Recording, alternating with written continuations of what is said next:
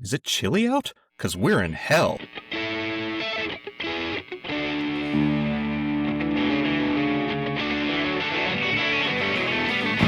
Shakespeare wrote in The Tempest that misery acquaints a man with strange bedfellows.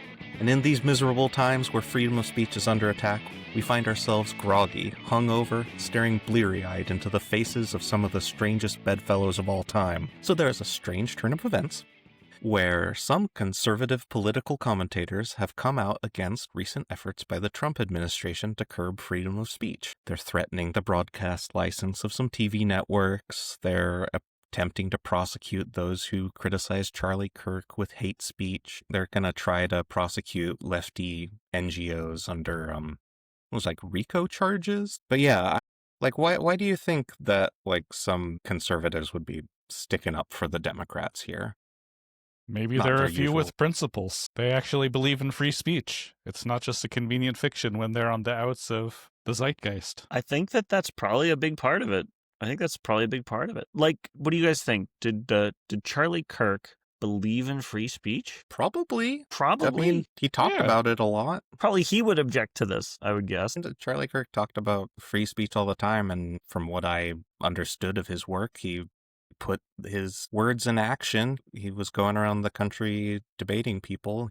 He placed some value on free and open debate, so I think he would be opposed to a crackdown on free and open debate. Makes sense to me. You know, there might be other reasons why conservative voices would be opposed to this sort of thing. I mean, if your bread and butter is hate speech, if the government starts prosecuting hate speech, that might be bad in the long run for you. Yeah, I mean, I know, like, Tucker Carlson is one person who said this. A Democrat might come back into power, and, like, if we set a precedent where you can silence your critics and where there's no more freedom of speech, then they could use that against conservatives. So, I mean, maybe that's the reason why maybe it's just out of that, like, self-interest, or maybe that's just the way he chooses to explain it to his audience that is very hostile to Democrats. Well, there's an old saying, it'll be a cold day in hell when blank, and let's just say we're there.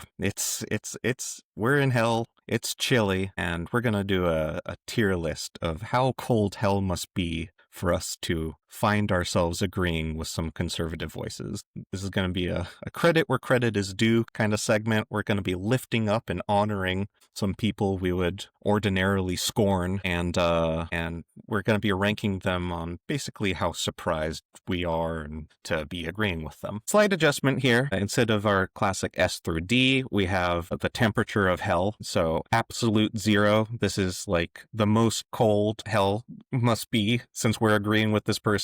And then freezing, cold, brisk, and at the bottom, warm. This is going to be for stuff that we don't actually agree with. So it's just a normal day in hell. From the saying, it'll be a warm day in hell on Tuesday, a normal day. First up, an oldie, a classic. Got Karl Rove. So Karl Rove was a former senior advisor and deputy chief of staff during the Bush administration. Which Bush administration? Yeah, W. You, not HW. That's right. Anyways, he put out an article, calling for conservatives to just calm down a little bit.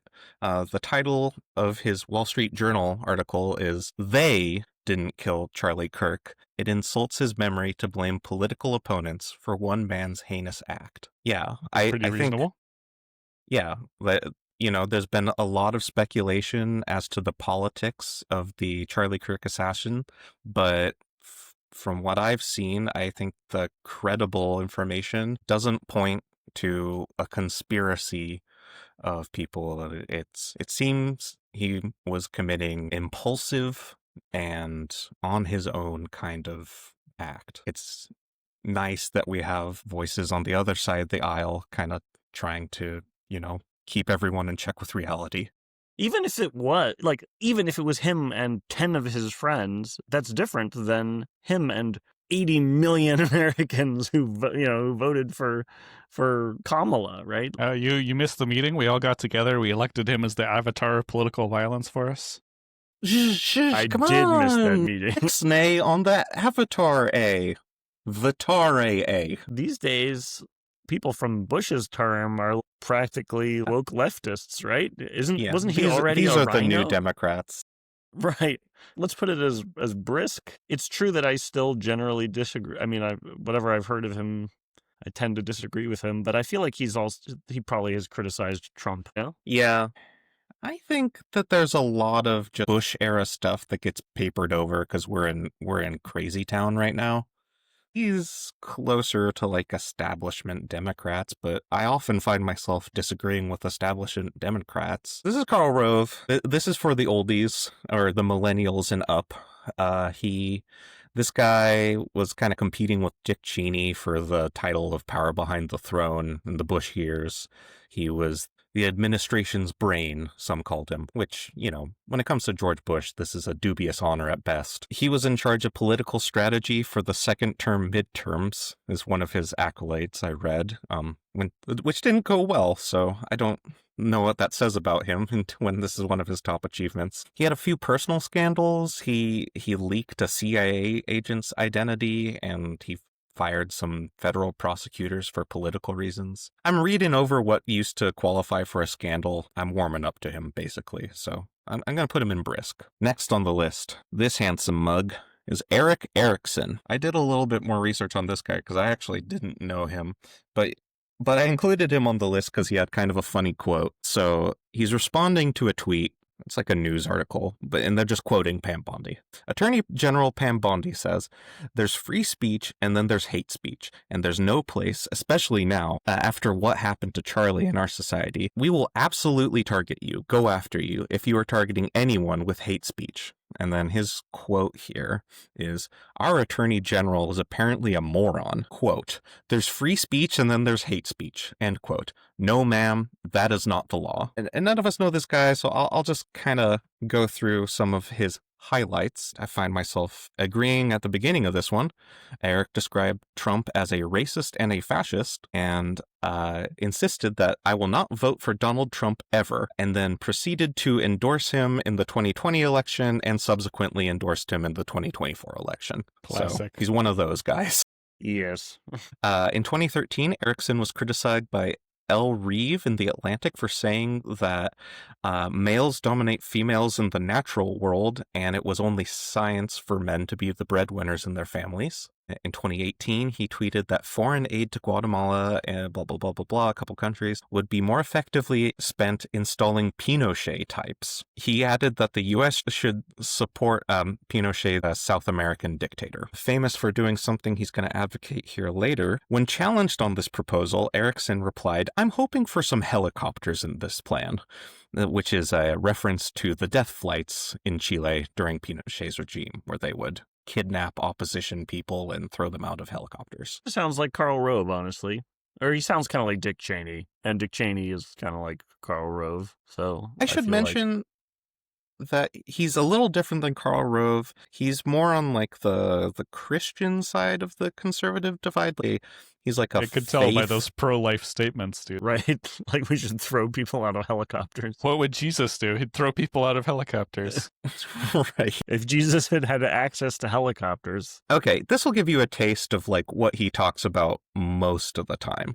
So in 2017, he was one of several co-authors of the Nashville Statement, which affirmed that it is sinful to approve of homosexual immorality or transgenderism, and that such approval constitutes an essential departure from Christian faithfulness and witness. So right. he's an anti-LGBTQ activist. But he's not just anti-LGBTQ, he's anti-pro-LGBTQ. It's one thing to think people are wrong, but he thinks that people are immoral for holding that opinion that disagrees with his.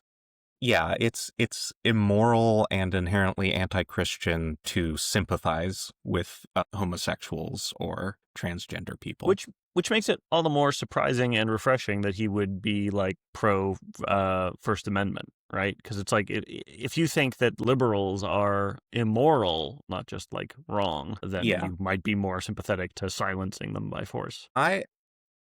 Okay, so I think he's placed well here in cold, right in the middle, because he has some pretty heinous views, in my opinion, but I don't know of him that well. So I'm not actually that surprised to be agreeing with him on this one Because thing. you don't know who he is.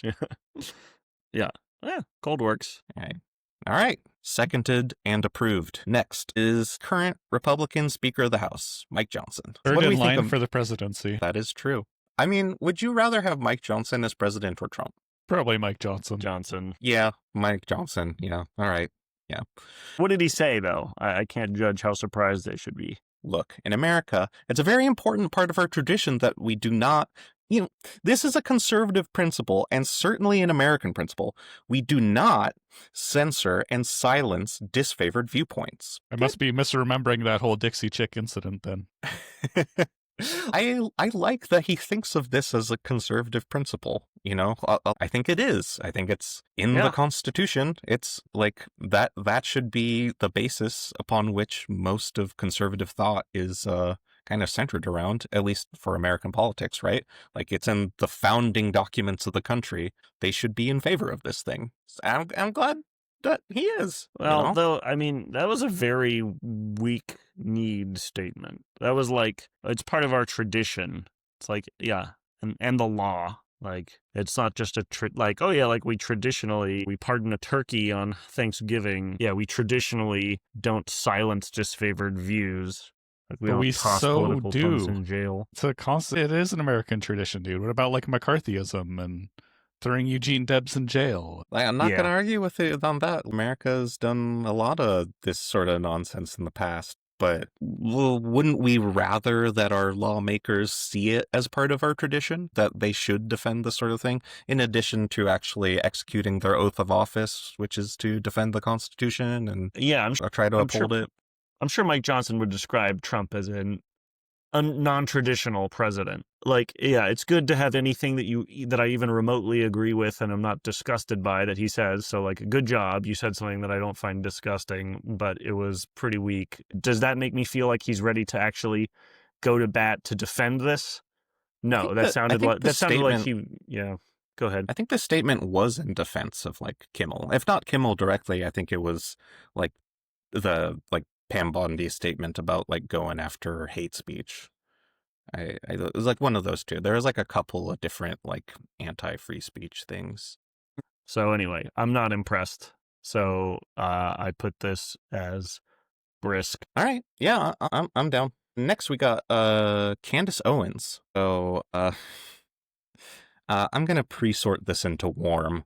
Candace Owens claimed that MAGA-friendly hedge fund manager Bill Ackman staged a private intervention for Kirk at an event in the Hamptons last month. Owens alleged that Ackman, who is Jewish and a vocal supporter of Israel, made threats after Kirk questioned Israel's handling of the war in Gaza. Owens went on to claim, without evidence, that Kirk was offered a ton of money that he declined to accept and was on the brink of changing some of his perspectives, seemingly referencing his overall pro-Israel stances. Some corners of the internet baselessly claim the Mossad, Israel's foreign intelligence service, killed Kirk. Sorry, but how much of this is a quote from Candace Owens? She's been kind of like feeding into this conspiracy theory that the reason Charlie Kirk was killed was not being pro-Israel enough, basically. Got it. So he was killed by the Mossad. She's a conspiracy theorist, and she latched on to this as Israel killed Charlie Kirk because he wasn't pro-Israel enough. So, I mean, I don't agree with that, but I wanted to put her on this list because I like that this is what they're spending their time on. They should focus on this sort of thing. Right. So this has nothing to do with freedom of speech, right? This is just like some crazy shit about Charlie Kirk's assassination and Mossad and stuff. Sounds warm. Well, also, I don't really agree with her, so I'm not surprised to be agreeing with her because I don't agree with her. Yeah, I don't agree with her. This is just absolute nonsense. Anyways, here's the headliner, in my opinion. Tucker Carlson. He's a political commentator and leading voice of white grievance politics on a podcast, was talking about the Charlie Kirk assassination, and Pam Bondi talking about cracking down on hate speech. His quote here is, "You hope that a year from now, the turmoil we're seeing in the aftermath of his murder won't be leveraged to bring hate speech laws into this country. And trust me, if that does happen, there's never a more justified moment for civil disobedience than that, ever. And there never will be. Because if they can tell you what to say, they're telling you what to think. There's nothing they can't do to you because they don't consider you human. So what do we think of that statement? Basically agree with him. He overstates things all the time, but he's not that far off. Freedom of speech is critical, absolutely critical. And being denied it is like being denied your humanity. And yes, it would be a time for civil disobedience. I'd love to hear him elaborate on what kind of civil disobedience he would be in favor of in that situation. Okay, so to me, the fact that you said, I would love to hear him elaborate, referring to Tucker Carlson, puts this in absolute zero. Let's go over some of his highlights, shall we? Tucker Carlson once opened a show by saying, immigration makes America poorer, dirtier, and more divided. He did a little guest spot on Bubba the Love Sponge's show, where he credited white men for creating civilization, and he said he felt no sympathy for Iraqis, calling them semi-literate primitive monkeys. He said that Afghanistan would never be civilized because the people aren't civilized. During his time at Fox, he was the leading voice in the right-wing media promoting the racist, anti-Semitic Great Replacement conspiracy theory. He repeatedly warned viewers that the Democrats were importing new citizens to replace the disobedient ones. He likened the Biden's administration immigration policy to eugenics against white people. In the aftermath of a 2019 shooting in El Paso Walmart, Carlson claimed that the concept of white supremacy was a hoax. Wait, that's like one of those accidentally woke things, dude. White supremacy is a hoax, right? White people aren't any better. Well, the idea that white people wouldn't be superior is a hoax, I think, is maybe what he was going for. I assume you're like 10% through your list of Tucker I mean, Carlson like crazy there's shit. 30 more that I could have gone at. You haven't even gotten to any that I know about. Which, by the way, for our viewers, if you're very angry at Tucker Carlson and you hate him now, pause this video, open up another tab of YouTube, and watch him debate Jon Stewart on Crossfire back in like the 2005 era. And watch Jon Stewart absolutely destroy him so badly his show got canceled. How about Danny and I each contribute another Tucker masterpiece? One that comes to mind is he visited Russia and interviewed Vladimir Putin and was just gushing about how clean the city of Moscow is, how safe it is, an apologist for Russia and the war in Ukraine. I didn't come prepared with a fucker Carlson moment here, sorry. Over the course of the COVID-19 pandemic, he became one of the loudest figures in the country, spreading unfounded conspiracy theories about vaccines. He called the COVID-19 vaccine the single deadliest vaccination in modern history, which is completely untrue and complete nonsense. Here's my favorite Tucker Carlson moment was when he called the January 6th rioters sightseers. They just wanted a selfie at Nancy Pelosi's desk. There were a couple of sightseers at the Bastille. A couple of sightseers roaming through Leningrad. The Chinese government cracked down on sightseers in Tiananmen Square. Broken clock is right twice a day. It's the brokenest clock. Tucker Carlson. It feels very strange to be standing beside you in this moment, but here we are. And it feels great to be standing beside both of you, as we do every week, and with you, audience, who I love. And I will see you next time on this show, InfoHazard. Bye!